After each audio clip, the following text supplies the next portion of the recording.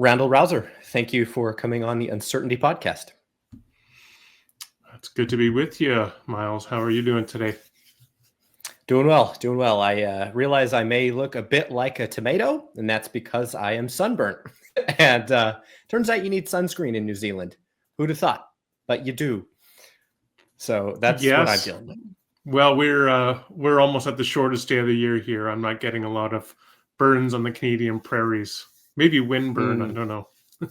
Yeah, yeah. Apparently, there's a hole in the ozone layer right above New Zealand, so that makes it worse. But now we know. So the topic that we'll be talking about is a bit of a shift in mood, but I wanted to discuss the biblical description of the slaughter of the Canaanites, because I think it's an important ethical question for any Christian that believes in the divine inspiration of the Bible, and it's a topic that's come up frequently on the YouTube apologetic skeptical community. I know that William Lane Craig has spoken recently about it on Alex O'Connor's YouTube channel, and so I wanted to discuss various aspects of the problem with you. So the first thing I wanted to do was quote one of the main passages in the Bible that describes the command to destroy and kill the Canaanites. It's Deuteronomy 20:16 through 20. However, in the cities of the nations the Lord your God is giving you as an inheritance, do not leave alive anything that breathes. Completely destroy them, the Hittites, Amorites, Canaanites, Perizzites, Hivites, and Jebusites, as the Lord your God has commanded you. Otherwise, they will teach you to follow all the detestable things they do in worshiping their gods, and you will sin against the Lord your God. When you lay siege to a city for a long time, fighting against it to capture it, do not destroy its trees by putting an axe to them, because you can eat their fruit. Do not cut them down. Are the trees people that you should besiege them? However, you may cut down trees that you know are not fruit trees and use them to build siege works until the city at war with you falls. So I wanted to quote the entire passage there, the verses, the latter two verses as well, because they contrast with the description given to destroy every living thing, every sentient animal and human being, but not the trees, because you're not going to war against the trees. And I find that an interesting contrast, given that most of us would think the reverse was in order, that you can destroy trees but not people. So my first question for you is to get clear on the framework here. What is genocide? What's just a general definition of genocide? Because I know that William Lane Craig, among them, many defenders of the biblical text will say that this is not a command to commit genocide, that we need to introduce some sort of distinction here between the slaughter of the Canaanites and some further command to commit genocide. So just in general, what is genocide? Genocide is a modern concept. It derives from a Greek word genos, which means a type or kind of thing. And the concept was coined, or the term was coined by Raphael Lemkin, who was a Jewish political theorist, I guess you could call him, who was appalled at the final solution in Germany in World War II and said we really need to have a legal framework to deal with the unique crimes of what happened there. And so he coined this concept of genocide and fought for its recognition within international law, which eventually he succeeded in doing. So the way that genocide is defined within international law, without getting into too many details, the basic picture is then it is a specific kind of intentional action in which one is seeking to destroy racial, ethnic, or religious or cultural identity. Now, that can involve targeted killing of people who have that identity, like in the final solution. It could also include forced removal of them from their land or taking of their children away from the parents. So, for example, within Canada, in the 20th century, there was a residential school system in which the government would forcibly remove First Nations or Indigenous children from their families and put them into state-run residential schools. Well, they're often run by churches. And that was a way of really eradicating their culture. So that has been called genocide. So genocide need not involve killing anyone. What it ultimately is the attempt to destroy or kill an identity. Having said that, the most overt cases of genocide, the most uncontroversial cases, are those that involve killing members of the group, like in the final solution, or like we appear to have in this passage of Deuteronomy 20:16 to 18 in particular that you quoted from.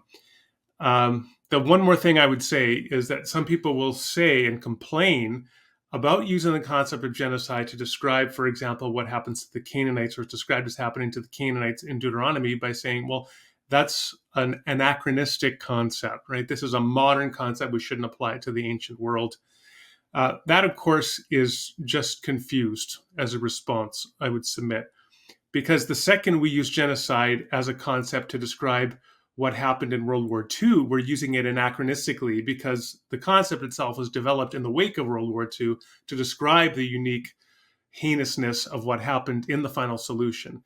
So of its necessity, yeah, you can apply it retroactively or anachronistically. As a conceptual application or interpretation of historical events, it's perfectly apropos to do so. I think ethically as well. Now, in the case of international law, that's another question, because if it didn't exist in international law, that would be another issue about applying it anachronistically. But certainly conceptually, and in particular in terms of ethical evaluation, we can certainly apply it as a concept to past events, including that which happened or is described as happening in Canaan and Deuteronomy. So I agree with you. You can't dismiss the ethical implications of a nation's committing genocide because they did so prior to the historical origin of the term genocide. That's not legitimate. So before we get into the question of how someone might defend the moral permissibility of God's commanding genocide, I wanted to get your take on a few attempts by Christian scholars to argue that this is not actually genocide. And hearing what you just said now, I think I can anticipate your response. But let me quote from William Lane Craig's question of the week, where he develops his response at length.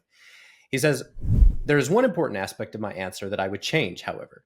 I have come to appreciate, as a result of a closer reading of the biblical text, that God's command to Israel was not primarily to exterminate the Canaanites, but to drive them out of the land.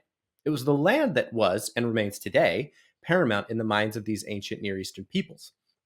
The Canaanite tribal kingdoms which occupied the land were to be destroyed as nation states, not as individuals. The judgment of God upon these tribal groups, which had become so incredibly debauched by that time, is that they were being divested of their land. Canaan was being given over to Israel, whom God had now brought out of Egypt. If the Canaanite tribes, seeing the armies of Israel, had simply chosen to flee, no one would have been killed at all. There was no command to pursue and hunt down the Canaanite peoples.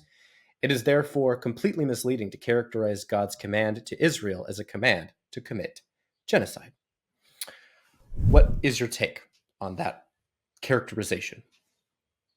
First thing I would point out is that at the very least, what William Lane Craig there is endorsing is another concept, ethnic cleansing. Ethnic cleansing was a legal concept that was developed in the mid-1990s in response to acts of attempts to force ethnic populations out of parts of Yugoslavia during the Civil War, 1994, approximately. And so that is another concept that's recognized increasingly in international law. And like genocide, it is also considered to be a crime against humanity, where you attempt to remove a particular, again, a racial, ethnic, religious, or cultural group from a geographic region or territory. So at the very best or most charitable interpretation, what Craig is endorsing there is ethnic cleansing, which is not a very good consolation prize, I would submit. The second thing I would say that he is pointing out, which is certainly legitimate, is that if you go through the Deuteronomic history, like in Deuteronomy, where it has this language, you do find these two different types of language. About 1/3 of the time, you have destruction language. So to harem, the Hebrew word is harem, which is to turn them over to destruction. So you are to harem the Canaanites, destroy them utterly, like you had in the quoted passage from Deuteronomy 20. But in other passages, like in Deuteronomy 7, you also have more language, which is actually more common. It's about a 2-to-1 ratio that describes the intent to force them or drive them out of the land. So that's true. However, Beyond ethnic cleansing, I would also say that I don't think Craig is really grasping what the concept of genocide is. Because as I already pointed out, the concept of genocide does not require killing any members of the group. The point of what makes something genocide as an action is that you are acting with intentionality to destroy the racial, cultural, religious, or ethnic identity of the group. And in fact, that's clearly what Craig just described. He described the point of it being to destroy the identity of the Canaanites as a nation. And of course, nation there, we should keep in mind, has ethnic and religious and cultural overlay. It's not simply the modern concept of nation as a geopolitical entity. It has all of these things of culture and religion involved. And so, what the Israelites were attempting to do, even in the driving out language, was to destroy the cultural and religious identity of the Canaanites. So, I would say that, which is genocide. The one more thing I would add is that Craig is also very clear that anybody who remains in the land who is not driven out is killed. That too would clearly meet the legal definition of genocide. I mean, just put it in modern terms. So I wrote a book on this whole debate called Jesus Loves Canaanites. And I talk at length about comparing what happened in ancient Israel according to the Deuteronomic narrative to what happened in Rwanda in 1994. So you had some Tutsis that were driven out of the land by the Hutus. You also had mass killing of any Tutsis who remained in the land. Nobody is arguing seriously that we could say maybe this wasn't quite a genocide because they were primarily focused on driving them out of the land. It's an absurd claim. And likewise, if you had mass killing followed in relation to a driving out of the land or forcible ethnic cleansing, in the ancient world, that would likewise easily meet a legal definition of genocide.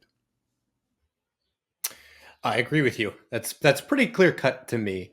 And I mean, we can speculate as to why that characterization seems to elude Craig, but I agree with you. I think that we don't need to even get involved much in a semantic dispute, because at the end of the day, that could be all it is. I mean, if you show that technically some command was not a command to commit genocide through some idiosyncratic definition, well, then you could just talk about the command to commit ethnic cleansing, or the command to commit genocide star, which is just a slightly broader definition of the term, and you'll have all the same moral problems that arise from that. But I think you're right that even given standard definitions of genocide, Craig hasn't shown that the command to drive people out of the land doesn't meet that criteria.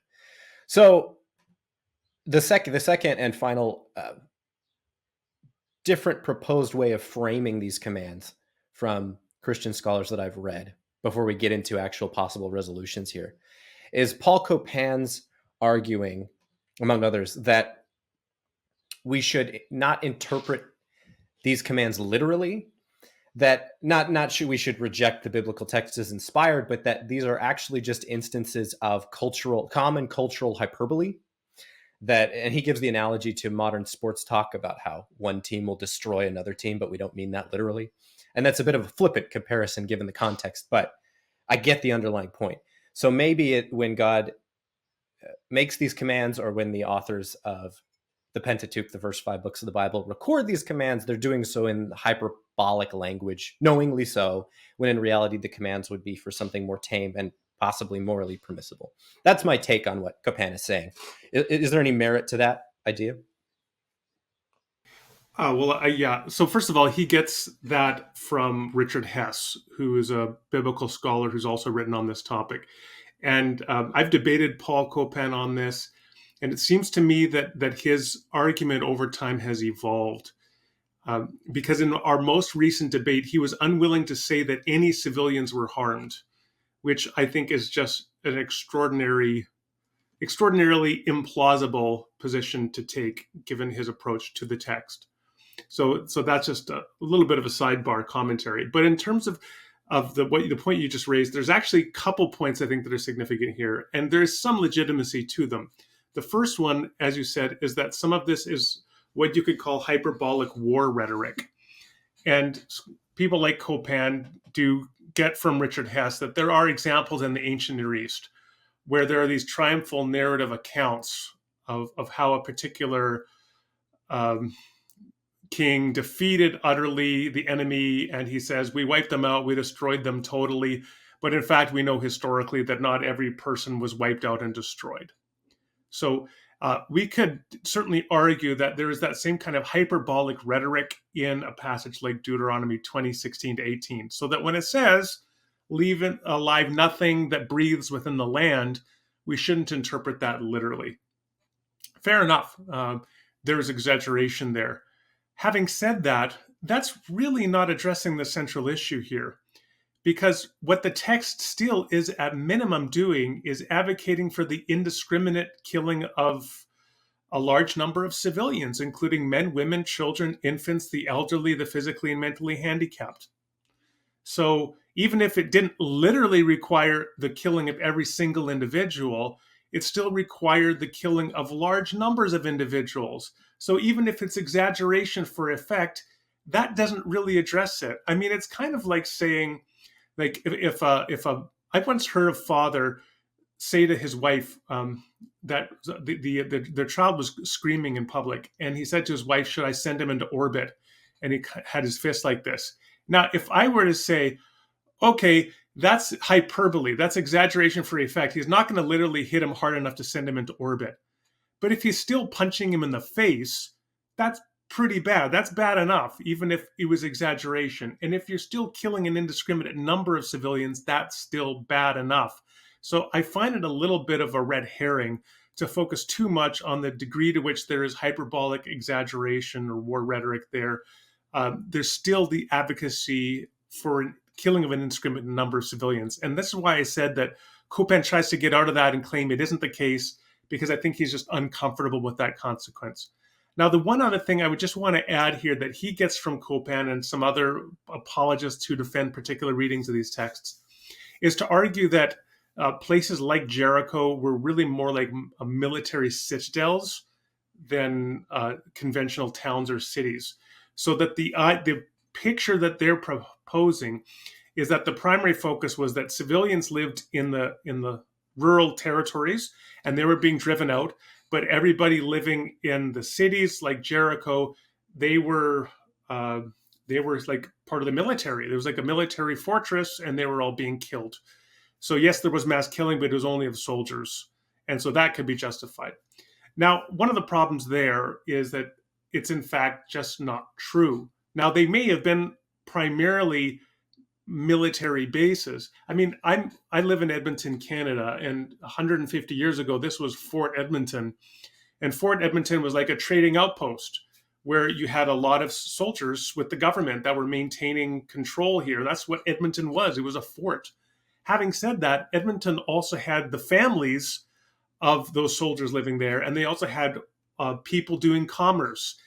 You had a large civilian population living in and around the fort, and it was the same with ancient Jericho. And in fact, you even see that if you read through Joshua chapter 6, when it describes the destruction of Jericho, it describes the mass killing of men and women, young and old.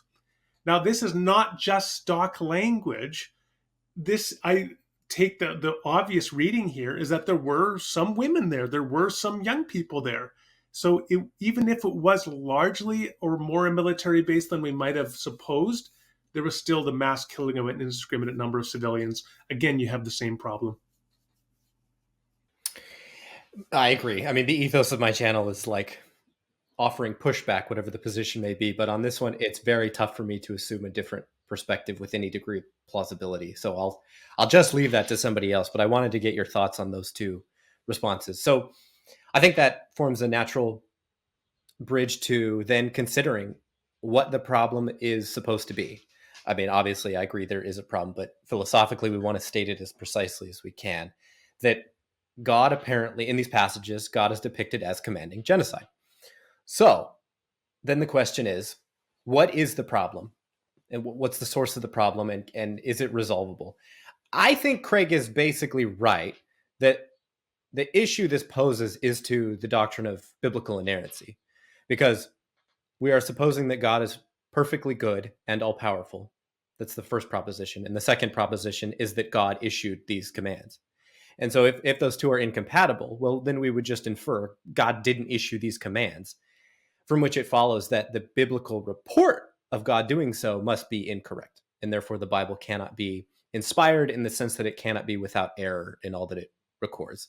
That seems right to me. So I guess my question is twofold. Is that a correct way of framing the problem? And then the second one is, why think that God couldn't have issued these commands? So the first is, are we framing things correctly here? Well, certainly that's the way that many conservative evangelicals and fundamentalists would frame it. I think that that's wrong, however. So I think ultimately the more basic question here is a question of hermeneutics, the interpretation of texts, because one can't even get to the question of whether a text is in error or not until one addresses, in terms of hermeneutics, how one ought to interpret it. If you had a young earth creationist on your channel right now, they might argue, well, they would argue, I suppose, that the Bible in Genesis 1, it describes God creating in 6 literal 24-hour days. And if you reject that and accept an old earth, you're accepting an errant Bible. And I would say, no, you've got it all wrong, because your entire hermeneutic is wrong. Your entire interpretation of what Genesis 1 is and what it's doing is wrong. Similarly, we have here's another example. And this one actually hits home not just for young earth creationists, but for many Christians, maybe most Christians. The Bible describes God with many human characteristics, like God changing his mind, or God even using male pronouns, right? Describing God as a he, or God being ignorant of certain events happening in the world at present. So, for example, in the story of Sodom and Gomorrah, God says he's going to go down and see whether the sin is really as bad as he's been hearing. So a person could say, well, the text just says that God doesn't know what's happening at times in the world, that he changes his mind, that he has regrets. And so you should interpret it literally in that way. And if you don't, you're rejecting the inerrancy of the Bible. And what I would say is, on the contrary, there could be good reasons to believe that those are anthropomorphic and anthropopathic language, and that it ought not to be interpreted literally. And that's why you have to address the hermeneutical question even prior to the question of whether there is error. Now, it's the same thing when it comes to what do we do with Deuteronomy 20? Should we interpret that as a literal description of what God is doing or not? And I certainly think we ought not. But for me, this is not, well, let me just introduce one more piece then when it comes to talking about inerrancy. So the way that the people you've referred to, like Craig or Copan, that they're typically going to think about the concept of inerrancy is that it applies to human authorial intent. So whatever a human author wrote in the Bible is without error. And I think that's just fundamentally wrong. I think if you are going to defend a concept of inerrancy, and in fact, I do defend a concept of inerrancy as a Christian theologian and philosopher, but I believe it ought to be located not in the human authorial intent, but in divine authorial intent, which may not be the same and in fact may contradict human authorial intent. The question is, what is God doing in a particular text, which may be at variance with what the human author of that same text was doing? And it's the divine authorial intent, which would be the one without error, not the human authorial intent. What this could mean then is that God appropriates texts with human error into his text, but does so with inerrant purpose relative to his interests. Now, because I'm a big fan of The Shining, the film and the book, but especially the film, I give an example in my book, Jesus Loves Canaanites, that the film The Shining is full of apparent errors. For example, continuity errors.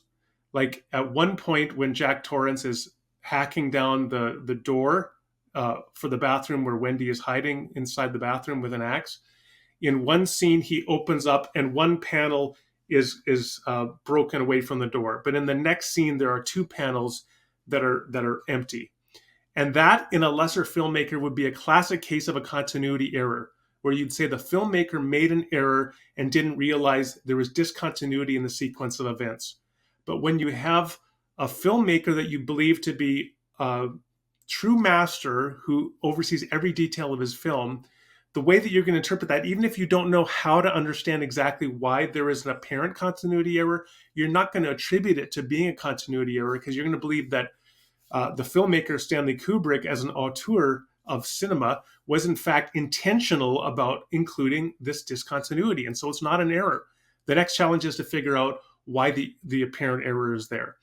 And I would say the same thing. If you believe God is the divine author of the Bible and inspired it plenarily, then what you're going to do when you have apparent errors, like evidence that God did not, in fact, command things that God has described as commanding in the Bible, then you're going to say the divine author is at variance with the human author's intent. And I have to figure out what the divine author's purpose is in including that text within the Bible.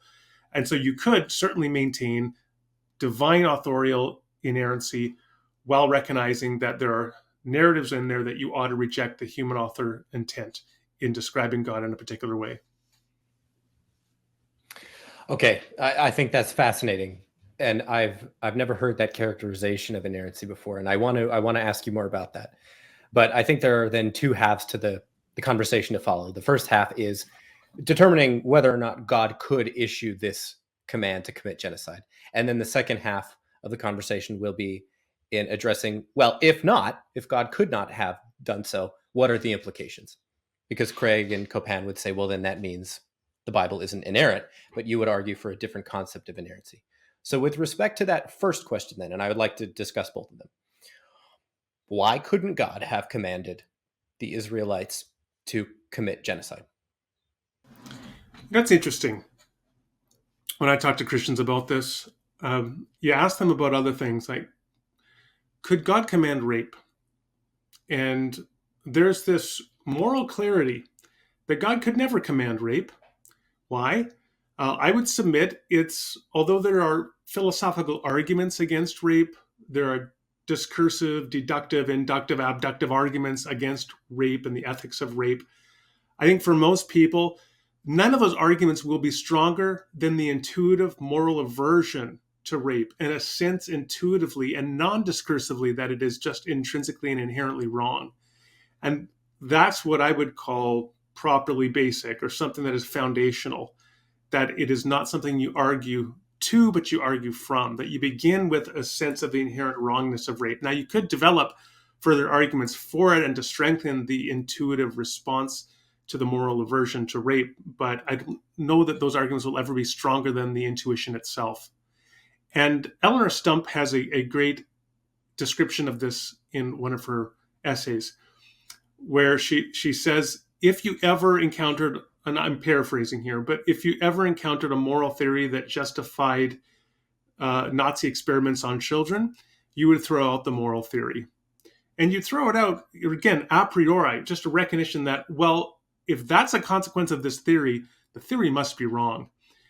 Because that intuitive aversion to the ethics of experimenting on children is just inherently wrong. And I think it's the same kind of thing when it comes to genocide, which itself is a term that includes a bunch of behaviors, including, for example, randomly killing civilians, including children and infants. And again, these apologists recognize the intrinsic inherent wrongness of rape, and they don't have any problem saying God would never issue a command to rape. And yet and another one, I love this irony. So they're very clear that God would never command or allow abortion, that abortion is intrinsically wrong. And yet, when it's in utero, killing the fetus is inherently wrong. But when it's ex utero, as an infant, suddenly, no, maybe God could command that, if it's Canaanite at least. And I think that there's just a fundamental moral incoherence there, that we have to recognize the primacy of our moral knowledge precludes a priori the possibility of God having commanded certain things. Among those is rape, the killing of children, and the command of genocide. I agree with you. I am reminded in a more abstract context or academic context of an objection that arose in the book, Is Goodness Without God Good Enough? It was a debate between, I think, Paul Kurtz and William Lane Craig. And one of the objections that I think William Sennett Armstrong or Louis Anthony raised was that Craig's moral framework, or more broadly, divine command theory, which says that our moral commands or our moral duties are reflective of God's commands to us, that God's commands ground our moral duties, that divine command theory of any kind still implies that the following counterfactual is true, that if God commanded rape, then it would be morally obligatory to do so. And then, but what's interesting, wholly apart from every other issue involved in that, is what Craig's response is, which he says and just takes as given that conditional counterfactual has an impossible antecedent. It's impossible for God to command rape. So it just doesn't matter if the counterfactual is true. Well, if God did, then it would be. It's just an impossible circumstance that you're trying to draw implications from. But how does Craig know that? What are the grounds for Craig's belief there? Anything he would appeal to, it seems to me, would equally, if not more so, justify the claim that God could never command genocide. And I don't know what Craig would say to that. But I think that's a good illustration of the cognitive dissonance that's involved in defending these narratives. Because it seems like Craig is aware of these moral intuitions, but just doesn't connect the dots. And I don't know that very many Christian scholars who defend a literal reading of these accounts do connect those dots. Does that seem like a fair point? Oh, well, yeah, sure, for sure. There's a couple of things there. So these kinds of per impossibile scenarios, I think you could run that same thing with any ethical theory. So, for example, if you're a deontologist or a virtue theorist or a utilitarian, and you think, based upon let's say my utilitarian view, based on my rural utilitarianism, then killing an infant could never maximize the greatest good for the greatest number. Fair enough. But then if a person says, yeah, but what if it could? Then would you do it? And you could do the same thing. Well, it could never be virtuous to kill an infant, or it could never be consistent with a categorical imperative to kill an infant. And you could always just say, but per impossibile, if it could be, would you do it? So I'm not particularly disturbed in that sense by those kinds of scenarios for divine command theory. I think you could run them for any system. Two things I would just want to say, though. Well, one thing about divine command theory itself, I think it's sometimes misunderstood, and from people like Craig who do no shortage of damage to that. So let me give you a scenario. True story, 2004, Dina Schlosser was a mom, and she called 911 and reported that she had, essentially, I'll just say she'd killed her child. And she believed that this was God's will that she do so. And so when the police arrived, they found her child deceased, and she was singing a church hymn. And a lot of people, when they hear about divine command theory, the first thing they think of is this kind of result, is that you could have God just extemporaneously commanding anything to anybody. And one of the responses to that is to say, we could know about whatever moral obligations we have, which are maybe identical to or constituted by God's commands. We could know about those, let's say, only through natural law and or careful moral reflection in community, et cetera, et cetera. So you don't have to open the door, in essence, to some moral nihilism, right? Where it's like, well, God could command anything to anybody, because maybe there's a certain limited number of ways we could discern what the divine commands are. And they're not that different from the way we regularly reason. Having said that, I do think, and this is the final point, that it does, to come back to your point, and how does Craig know, is this does introduce at least a couple deeply disturbing things about views like his. The first one, I would say, is that what his view, or Paul Copan's view, requires us to believe is that there are certain fundamental actions, actions that to us seem to me paradigm examples of morally evil things, which in fact are, in certain conditions, morally obligatory things. The exact opposite of what we think. We think it could never be morally praiseworthy or commendable to, let's say, bludgeon an infant to death. But in their view, if God's commanded it, then yes, it does become our moral obligation. And it seems to me, if you do have that scenario, that is a recipe for moral skepticism, because then we don't have any or we have a sort of undercutting defeater for any of our strongest moral intuitions is, what if God has in fact will at some point command something different than this? Now this leads me to one final point, is that people like Craig often say, well, this is for a unique time in history, that the Israelites needed the land and needed to possess the land in order to become a holy nation and bless the rest of the world, which of course there's no shortage of irony in saying you've got to commit genocide in order to bless the world. Setting that aside, however, they don't have a good argument, in my view, at all for how they could be confident that God wouldn't ever command genocide again. Because, for example, you can read through the book of Revelation, and if you read through the book of Revelation with a particular lens, there's a lot of descriptions of mass judgment and mass slaughter of people and blood flowing. Like look at Revelation 14 or Revelation 19. These describe massive apocalyptic battles. And I've talked to people who believe that those could be describing future battles in which God will commission the church to engage in battle against infidels.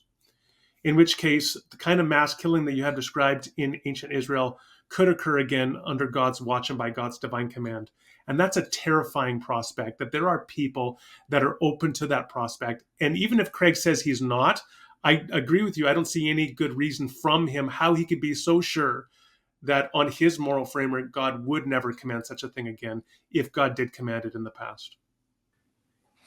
Yeah, so I second your reply that objection is not decisive for refuting divine command theory, because you're right that you could issue a similar one to any ultimate ethical theory. But I just appeal to it as an illustration of an inconsistency on Craig's part, which I think is quite pronounced, that he would say, well, it's just impossible for God to command rape. Okay, but he can command genocide? It seems at that point, once you've ascended or descended to the lowest depths of moral atrocity and said God could command genocide, well then he could command something further up the line.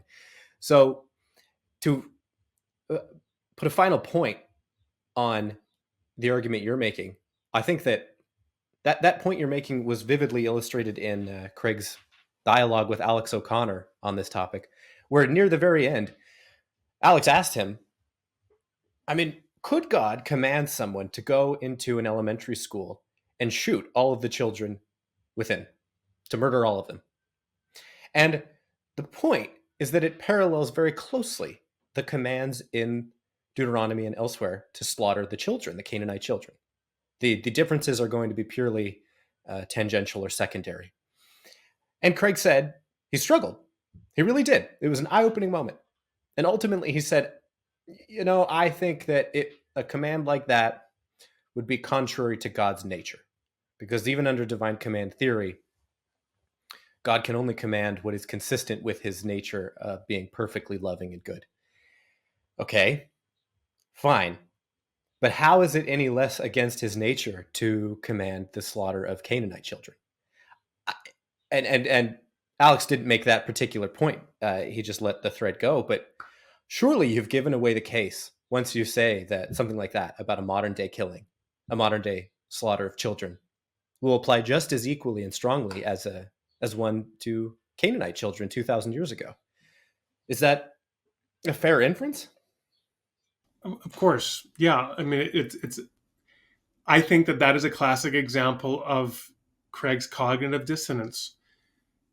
So you have the only difference here is not an ethical one. It's just a historical contingent one, right? One is happening in 2024. The other is happening, depending where you date it, 1400 BC or somewhere around there.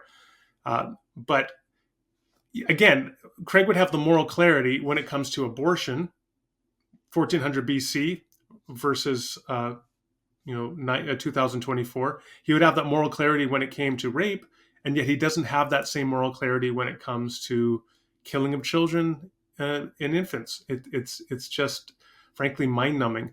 There's one more piece here. There's a lot more we could say, but there's one more piece here that might be worth highlighting. And that's one of the rationales that Craig, Copan, and others give for these commands against the Canaanites is that they engaged in the heinous action of sacrificing their own children to the god Moloch. So they engage in child sacrifice. Now, there are two massive problems with that as an apologetic or rationale.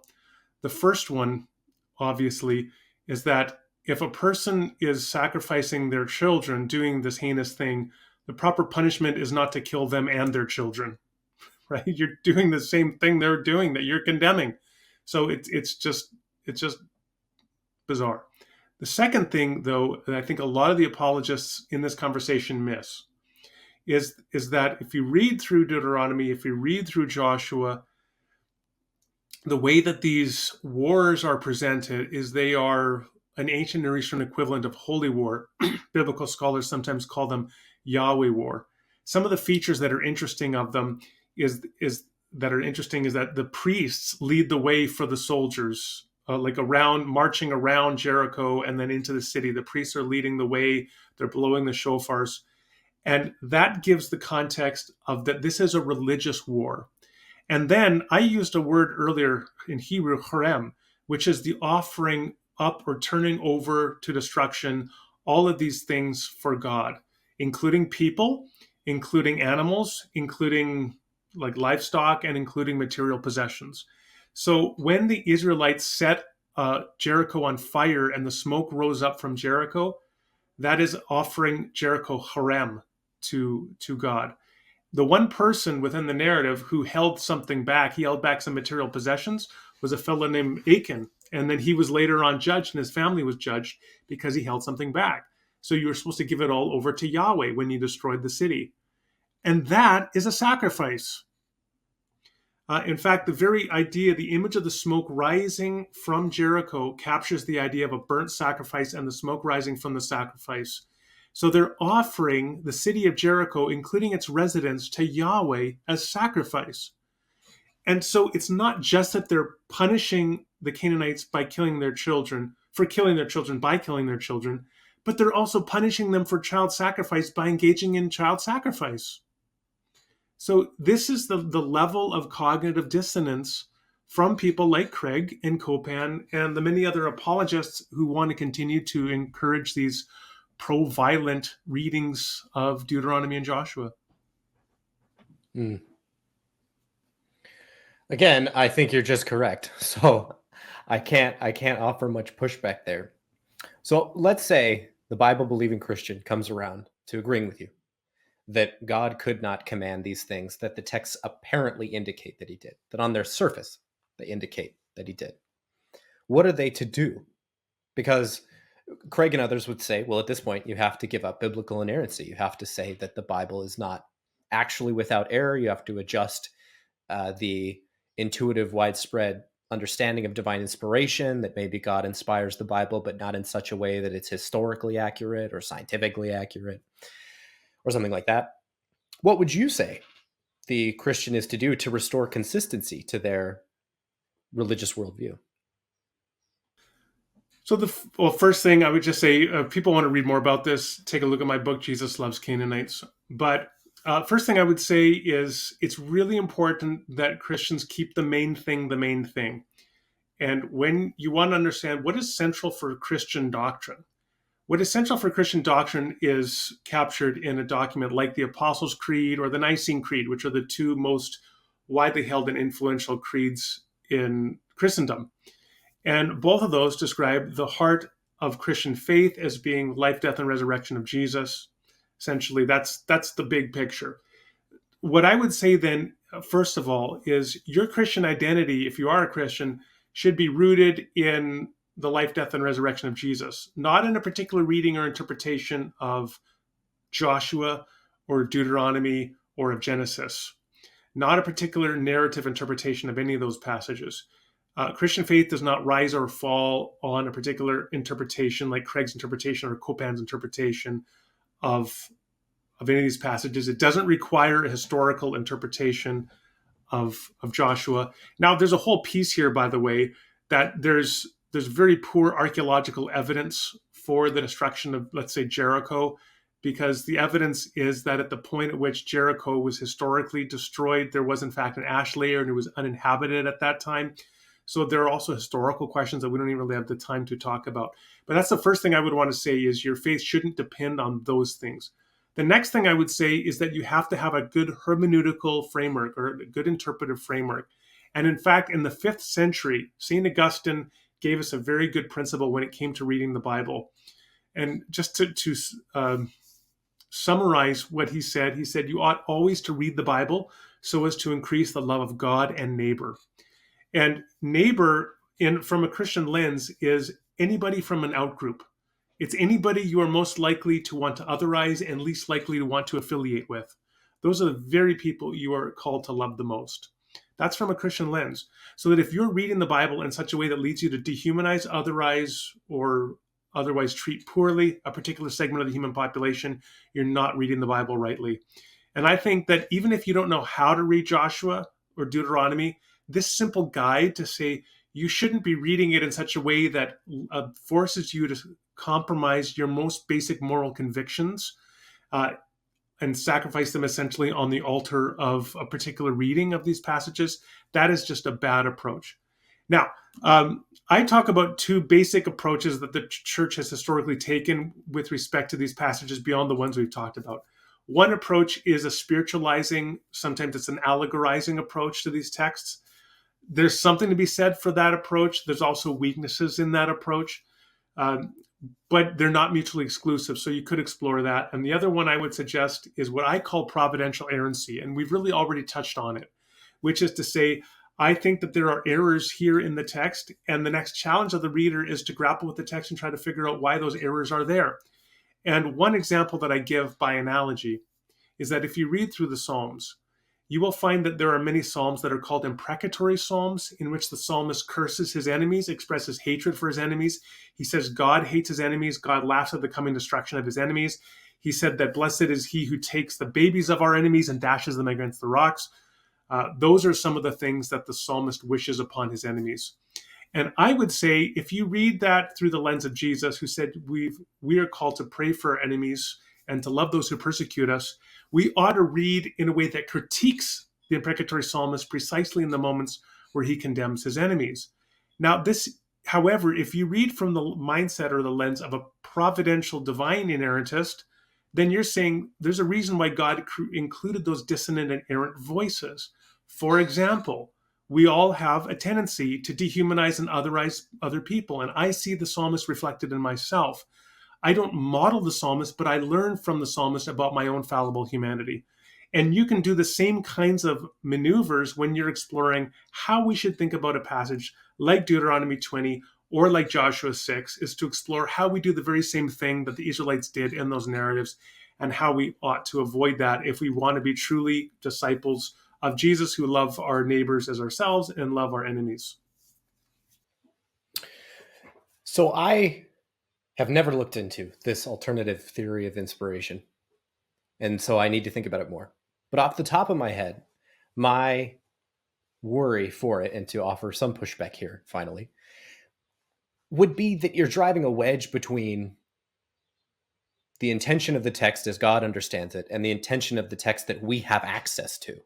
Like, we can read the document, we can see what it's saying, we can learn the original languages, we can learn the historical context in order to derive meaning, in order to interpret it as its original author would have understood it.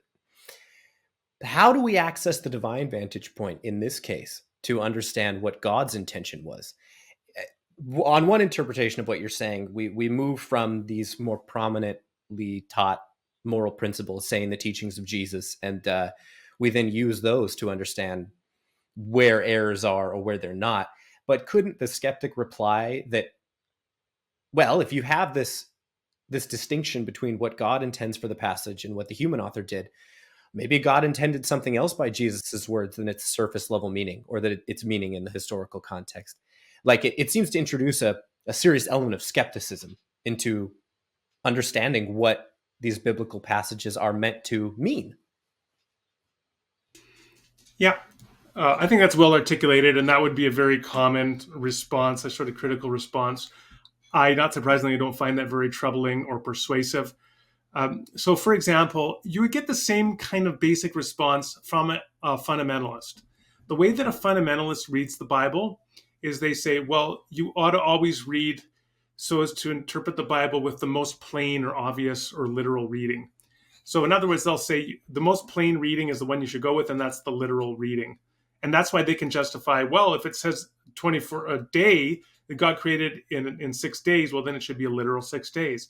And then the second that you say, well, no, that's not a good hermeneutic, they will say, well, if we can't trust just the literal as reading as a default reading, then how do we know how to interpret the text? And we're left with a hermeneutical chaos where every person reads in the way that is right in their own eyes. And I think there's something similar here in terms of the purported threat that is posed.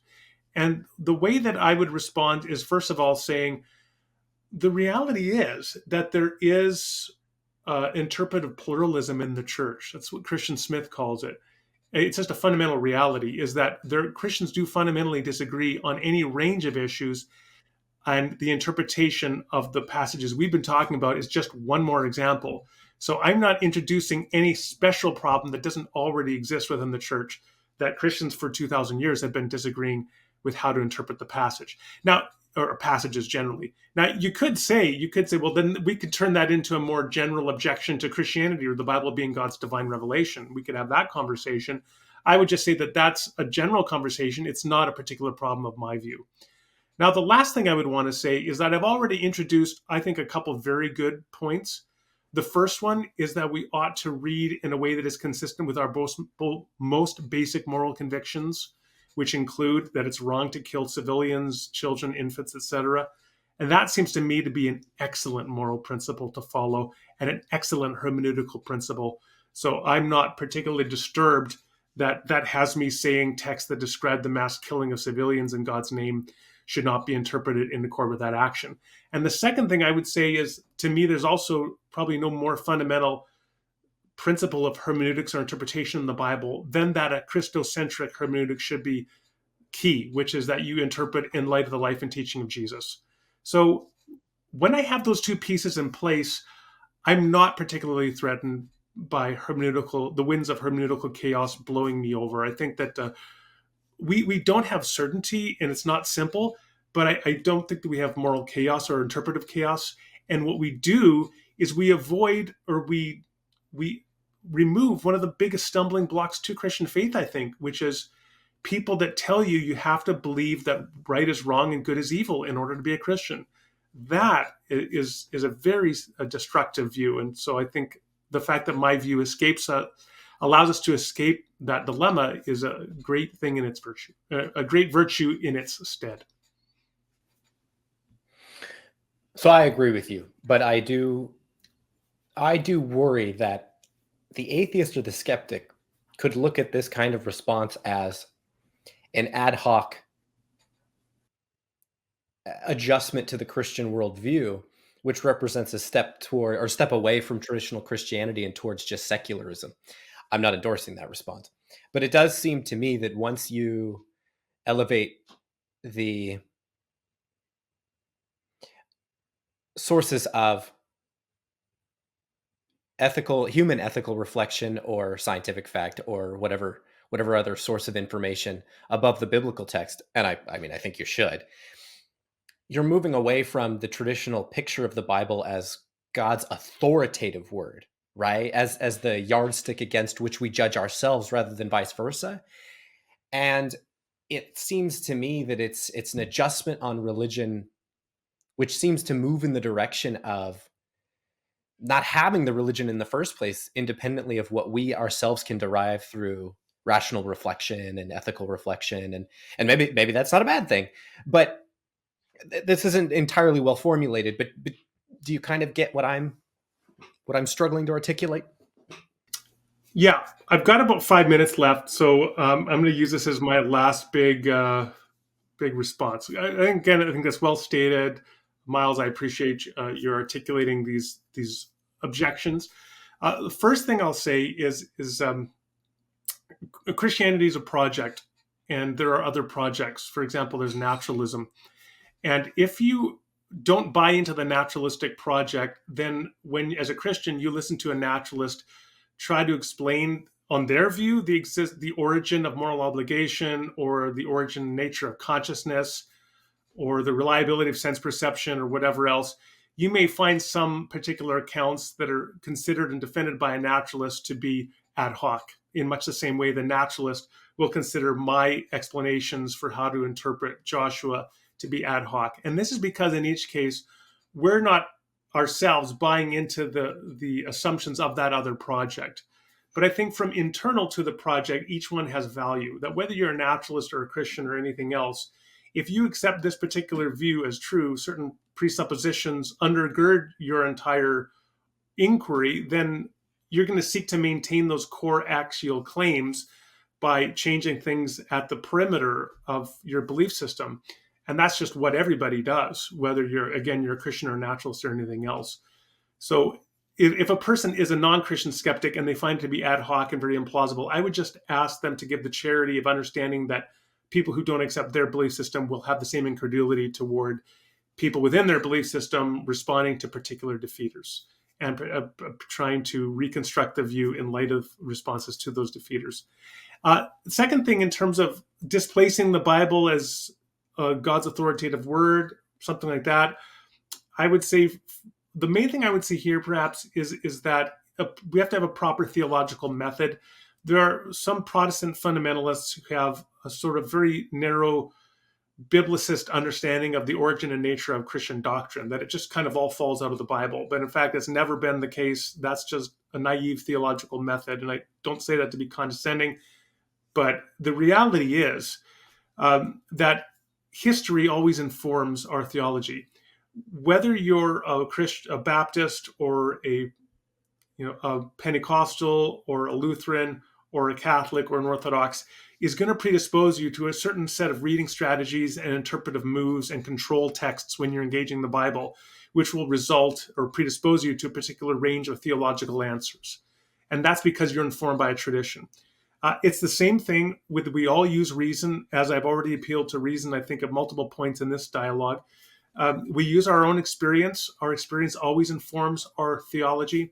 And there's a whole category that I would just call like Wissenschaft, like the culture, the understanding, common assumptions of the day that we often will just assume ourselves. So, for example, I accept a 13.78 billion year old universe, and I do my theology in light of my understandings of an acceptance of the basic story of the history of the universe that you get from science. And so all of these things inform how we then interpret the Bible. So it's never been just the Bible. It's always a process of a complex reflective equilibrium that I think is better represented in the traditional Wesleyan quadrilateral framework. Maybe one last thing I'll say. I do think one good objection to a view like the one I'm proposing, which is kind of related to the general objection maybe to Christianity, but could be specified here, is this. This view is, there are people who represent the kinds of views I'm expressing throughout church history. You can find them in the 3rd and 4th centuries, by the way, but they are very much a minority.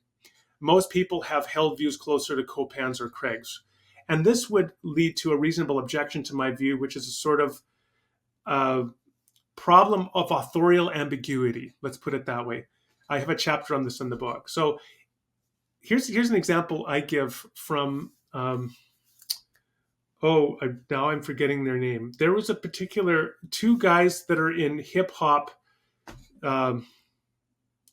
They have like a clown persona. Does that ring a bell? You're talking to the wrong person, unfortunately. Now I can't believe I'm forgetting their name. Okay, so they were a kind of hardcore rap hip hop group, and they've been around since the early 90s, and they're very well known for having very misogynistic and violent lyrics, and they had a very strong cult following of fans who would often engage in violent actions. And probably about 10 years ago, they came out and Insane Clown Posse, that's the group. So about 10 years ago, Insane Clown Posse came out and said, actually, we're this whole language and lyrics and mythos that we promoted through all of our albums is like a shtick or a put on. And really what we're saying is that you ought to reject violence and follow the Lord and live rightly. Like, it was crazy what they claimed. And one of the objections there to that was okay, if that was really your message through all of this, nobody got the memo, right? And in fact, people have justified violence at concerts based upon your lyrics. And there's an argument for the same kind of objection to my view is like, if the Bible is really God's manual for becoming like Jesus and making people lovers of God and human beings, why does the text have this degree of authorial ambiguity in it such that you can have people like Craig and Copan interpreting it wrongly and in fact justifying violence based upon their interpretations or misinterpretations? And that is a fair objection, one that I don't have time to respond to fully here, but it's certainly one on the radar for me. So this is just to say that there's no solution that explains everything and answers every question. And anybody who tells you otherwise is either lying to you or they're just haven't come to terms with the difficulty of the question. But I think it's something that we all need to continue to wrestle with. Agreed. And wise words. Thank you, Randal, for coming on the show. I think that many people will find our exchange valuable and your insights very helpful in understanding these biblical passages and what a Bible-believing Christian ought to say about them. So I really appreciate it. It's been great. Thanks, Miles, for having me. I'm just glad people are talking about this very important topic. So I appreciate the opportunity.